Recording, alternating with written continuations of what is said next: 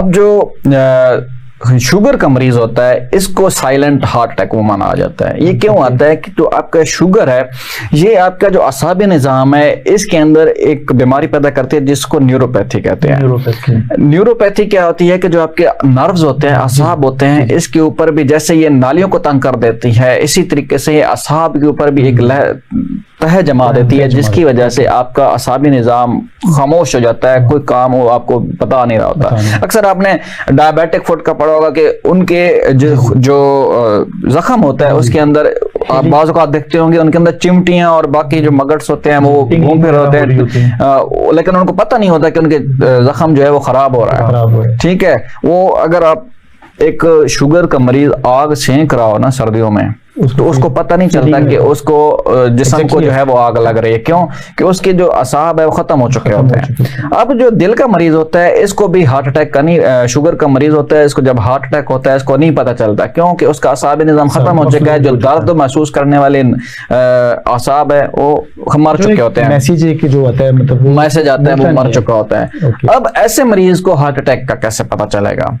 तो बाकी सिर्फ उसको दर्द नहीं होता, बाकी उसका जो सांस फूलना शुरू होता है वो वैसा ही होता है। दर्द के अब अगर दिल में दर्द डायरेक्ट नहीं हो रहा तो उसके मैदे के अंदर कहीं ना कहीं उसको वैसे जलन महसूस हल्की फुल्की होगी।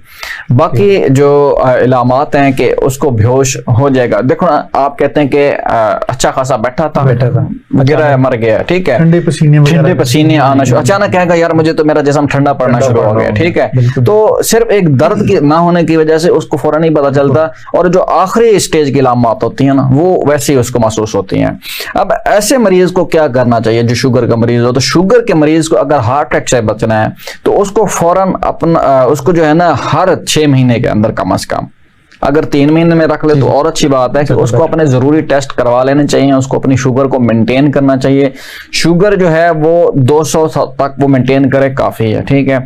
250 भी चली जाए तो डरने की बात नहीं है, लेकिन 250 कभी कभी जाए, लेकिन 200 से नीचे उमूमन रखनी चाहिए।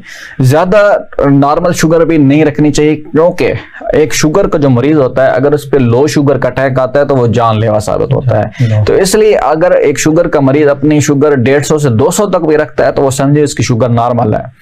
अब उसको शुगर चेक करनी चाहिए, उसको ईसीजी रेगुलर करनी चाहिए, उसको ब्लड प्रेशर। अब जो शुगर के मरीज होते हैं उनका ब्लड प्रेशर भी उम्मन हाई रहता है। क्यों? जब नालियां तंग होंगी तो अगर दिल पे अटैक हो ना हो उसका ब्लड प्रेशर लाजमी हाई होगा। तो इसलिए उसको अपना हाइपरटेंशन का जो ये चीज है रिस्क फैक्टर, इसको रूल आउट करवाना चाहिए।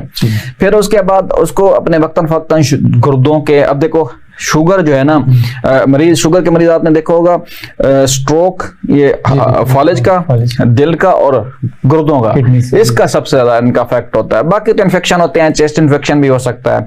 तो ऐसे लोगों को अपने RFTs जिसको हम रीनल फंक्शन टेस्ट भी कहते हैं, गुर्दों के टेस्ट करवाने चाहिए, ताकि जैसे ही आपके गुर्दे खराब होते हैं ना तो आपका ब्लड प्रेशर बढ़ना शुरू हो जाता है, आपको हार्ट फेलियर हो जाता है आपका। क्योंकि दिल का काम क्या होता है कि इसने पंप करना होता है, लेकिन जब आपके गुर्दे खराब होना शुरू करते हैं तो आपका दिल पंपिंग में कमजोर हो जाता है और आपके जिस्म में पानी पड़ना शुरू हो जाता है। आप देखते हैं ना कि कुछ लोगों के टखने हैं, जो दिल के मरीज होते हैं या गुर्दों के मरीज, उनके टखने सूज जाते हैं, उनके पेट में पानी पड़ जाता है। तो ये सारी चीजें क्यों होती हैं कि ये इनके गुर्दे खराब हो जाते हैं। तो गुर्दे खराब होंगे तो ऑटोमेटिकली उसके दिल के ऊपर भी एक्शन होगा, और उसके जिनके गुर्दे खराब हो उनके फेफड़े में पानी पड़ जाता है, दिल में जो ज्यादा होता है उनका दिल का साइज बड़ा हो जाता है, क्योंकि उनका पंपिंग उस तरीके से नहीं कर पाते हैं।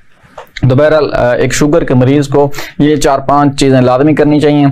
एको अपनी करवा लेनी चाहिए, अपने बेसलाइन टेस्ट जिसमें CBC, LFTs, RFTs होनी चाहिए, कार्डिक एंजाइम करवा लेने चाहिए, ECG शुगर को, अपना शुगर को कंट्रोल करना चाहिए, ब्लड प्रेशर को कंट्रोल करना चाहिए। तो ये सारी चीजें हैं।